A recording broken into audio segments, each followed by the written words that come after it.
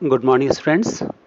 Students, पिछली class में मैंने आपको चित्र आधारित वर्णन के बारे में बताया था कि एक अच्छा चित्र वर्णन कैसे किया जा सकता है, उसकी विशेषताएं बताई थी और कुछ विशेष बातें बताई थी जिनका उपयोग करके हम चित्र आधारित वर्णन को बेहतरीन तरीके से लिख सकते हैं।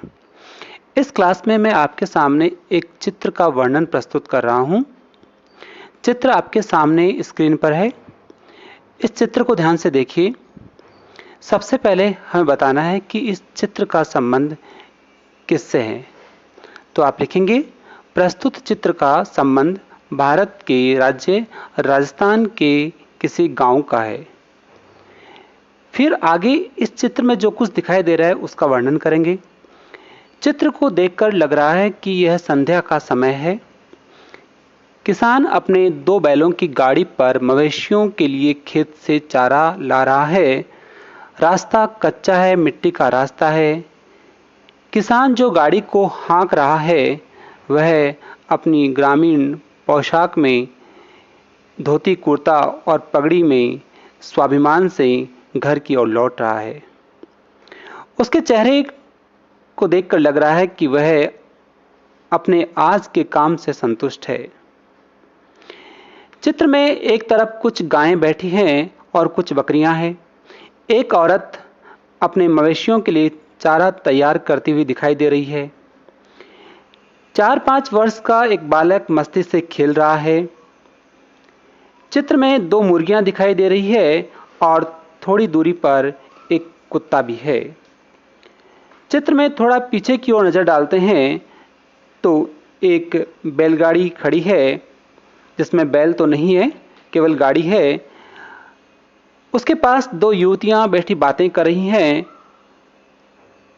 इसी के साथ 2 औरतें एक तरफ अपनी ग्रामीण वेशभूषा में पीतल के मटकों में, पीतल के घड़ों में पानी लाती दिखाई दे रही है और उनके पीछे भेड़ें जाती हुई दिखाई दे रही है।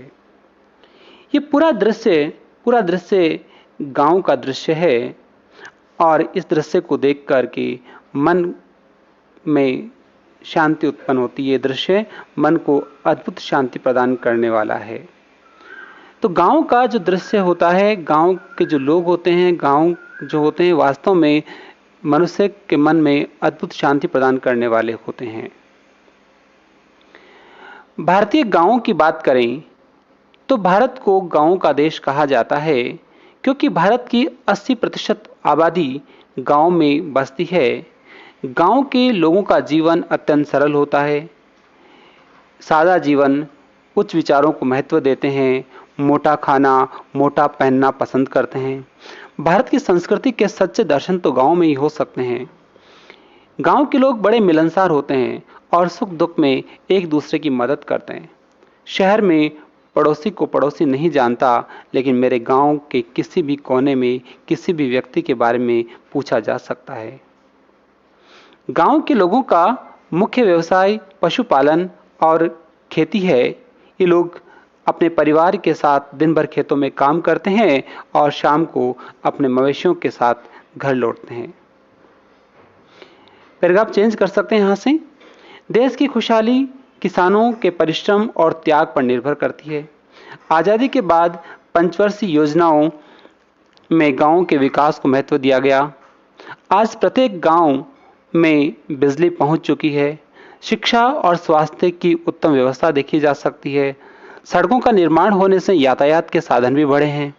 किसान आधुनिक साधनों से खेती करने लगे हैं। स्टूडेंट, जब मैंने ये क्लास में पढ़ाया था आपको पिछली क्लास में, तो बताया था कि सबसे पहले हमें बताना है कि दृश्य का संबंध किससे है। उसके बाद में उस दृश्य में जो बातें दिखाई दे रही है, जो क्रियाएं हो रही है, जो स्थितियां हो रही है, उनका वर्णन करना है। और उसके बाद में अगले पैराग्राफ में आपके अपने विचार क्या हैं गांव के बारे में, उनके बारे में, गांव के लोगों के बारे में अपने विचार क्या हैं, उनको आपको ध्यानपूर्वक और बहुत ही अच्छे तरीके से प्रस्तुत करना है। इसके बाद में आप अपनी बात जोड़ सकते हो कि आपको गांव कैसे लगते हैं। तो अगला पैराग्राफ बन जाएगा, मुझे गांव बहुत पसंद है। जब भी मेरी गर्मियों की छुट्टियां होती है या सर्दियों की छुट्टियां होती है, मैं अपने गांव पहुंच जाता हूं। वहाँ दादा दादी, चाचा चाची आदि के साथ रहने में बड़ा आनंद आता है। गांव की ताज़ी हवा, शांत वातावरण और सभी का प्यार मुझे परवश गांव की ओर खींच ले जाता है। मैं अपने दादाजी के साथ खेत में जाता हूँ और वहीं प्याज, दही और बाजरे की रोटी का आनंद लेता हूँ। गांव की सादगी, गांव के लोगों का अपनत्व भाव, सच कहूँ तो मेरे भारत के गांव स्वर्ग से कम नहीं है। मुझे गांव अत्यंत प्रिय है। इस प्रकार से आप एक सुंदर वर्णन 250 शब्दों में कर सकते हैं। इसके साथ ही ये वर्णन तो पूरा हो जाता है। आप और चित्र देख करके आप भी अभ्यास कर सकते हैं।